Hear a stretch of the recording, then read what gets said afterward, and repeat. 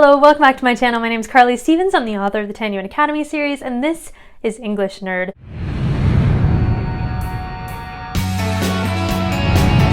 So we finally made it to 2021. Yay!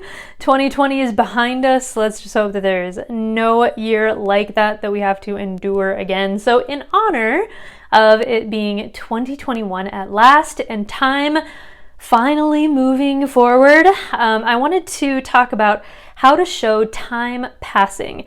This is something that I feel like authors don't talk explicitly about all that often, but a lot of us struggle with how to do those transitions, how to show that time has passed, whether that be a year, a month, a week, or even an hour, in a way that makes sense, that keep people interested and oriented in the story. And so I wanted to give 7 different ways that you can show time passing in a story that I think are all effective ways. You can use them all, you can use a mixture of these, but I've definitely given this some thought because it is a challenge, and so I hope that these insights can help you as you're writing a book as well, or writing a story at least.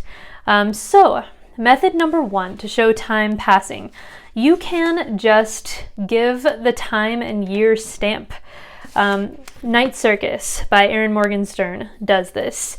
So since it jumps around in time so often, it would be cumbersome to use any of these other methods, potentially at least. And so what she does is at the beginning of most chapters, you get a location and you get a year. So in the case of this chapter, it happens about a year after the previous chapter, and so just having that stamp there indicates to the audience that some time has passed and she doesn't really need to go into what happened in the interim or anything like that. So that is method number 1. And method number 2 is focusing on the skills or revelations, the things that you learned during that time. So maybe you don't need to see the entire process of somebody learning all those skills, but you do need to know what they gained from that period of time. And so in something like Dostoevsky's Memoirs from the House of the Dead, I haven't used this as an example for a while, so I figured I would pull out the old classics again.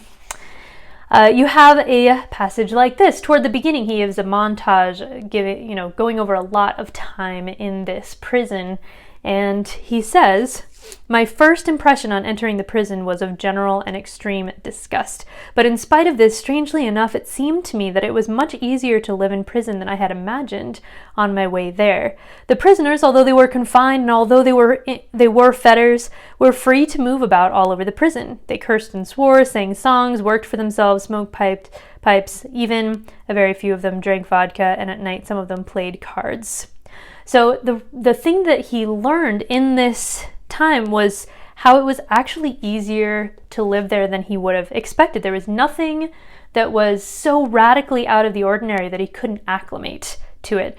One of the big points of this book is that mankind is a creature that can get used to anything. And so that's the revelation that he gained during that time. We don't need all the nitty-gritty details, but his focus is just on what he learned, and he gives us just a quick overview of that, and we can tell that time has passed when he talks about that. But it doesn't have to be a revelation. It can also be a skill. More often it is a skill. And so you can focus on just what they learned and then pass time that way just by describing what they learned. Okay, number 3 is just set the stage with a comment or an introductory clause. A Gathering of Shadows by V.E. Schwab does this at the beginning of the story when Lila Bard is aboard this piratey sort of ship. We learn a little bit, well actually it's both. It's the previous, what you learned during that time, and this method as well. So I'll show you a skill version of what you learned during that time first.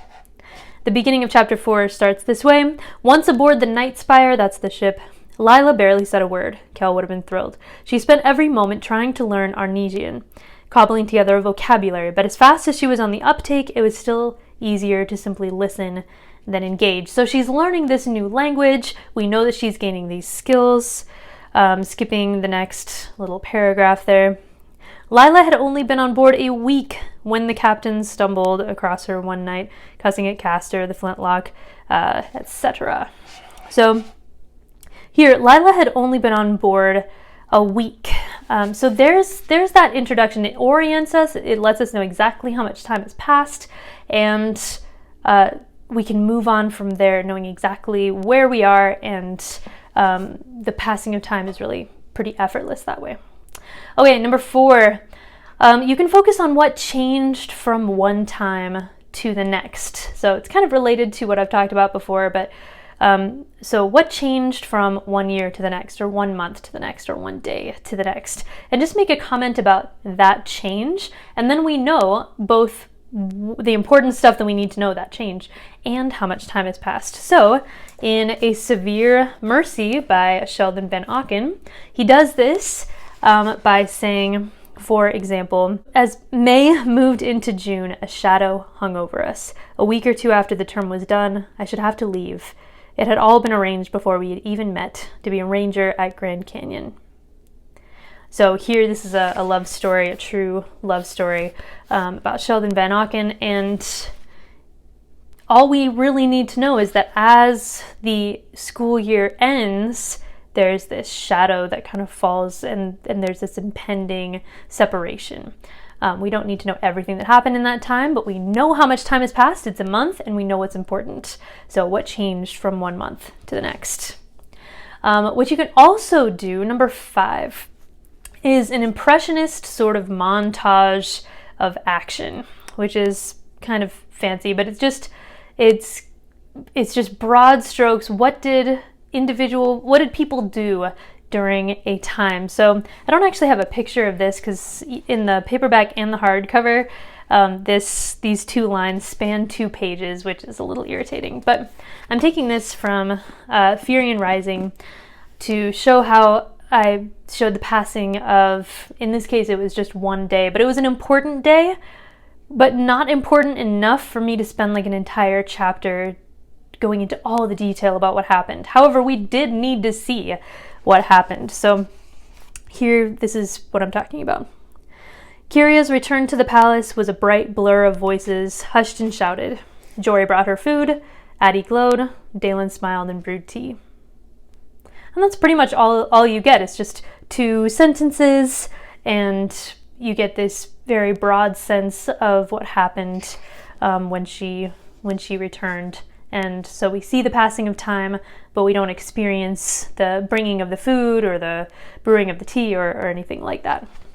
So you can do that as well. I like that method because you can see some individual reactions, what individuals are doing, but you don't need to spend all that time. Okay, number 6, you can do some basic narration with one indicative incident. So maybe you have an entire semester at school that you need to just quickly kind of gloss over. You could tell us generally what happens and then give us maybe one incident that kind of shows us what that year was like. So in Harry Potter and the Goblet of Fire, J.K. Rowling, she does this very well because each of her books covers an entire school year. Obviously this is year 4. It even says so on the spine. There's a lot of time passing that she needs to cover. So in chapter 23, the Yule Ball, it says, despite the very heavy load of homework that the 4th years have been given for the holidays, Harry was in no mood to work when the term ended and spent the week leading up to Christmas enjoying himself as fully as possible along with everyone else. So there's some of that basic narration. What time is it? What's happening? And how are people feeling? Gryffindor Tower was hardly less crowded now than during term time. It seemed to have shrunk slightly too, as its inhabitants were being so much rowdier than usual. Fred and George had had a great success with their canary creams, and for the first couple of days of the holidays, people kept bursting into feather all over the place. So there we have that basic narration, but we also, we don't sacrifice some, points of interest either. We learn about Fred and George and their ongoing magical candy business. Okay, and then finally, what you can do to show the passing of time is to focus on the memory and legacy left by the last important action. So obviously stories are about important things that happen, revelations, actions, relationships. And so what you can do is you can focus on the impact that that has on the characters themselves and even the wider world too. So for my example here, I have The Lord of the Rings by J.R.R. Tolkien.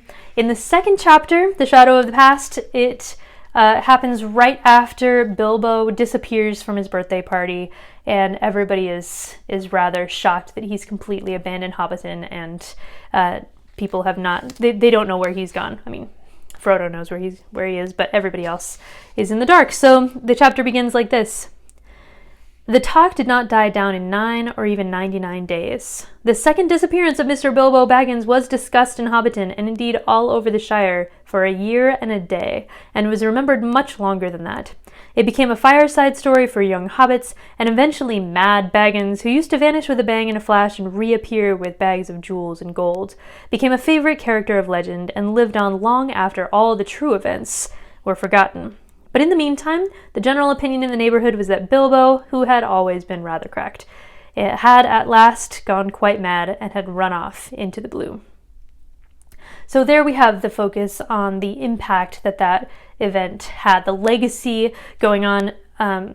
It starts off by giving days, 9 or 99, and the story is discussed for a year and a half, and then it even says that in the future this is the way people looked at this event. But then in the meantime, so it brings us back to about a year and a half after the event, and that's where we zero in once again on our characters. So hopefully that list was helpful for you. Lots of different ways that you can show the passing of time. Yeah, if you can think of any others, then by all means let me know. This is a helpful topic, I think, for a lot of writers.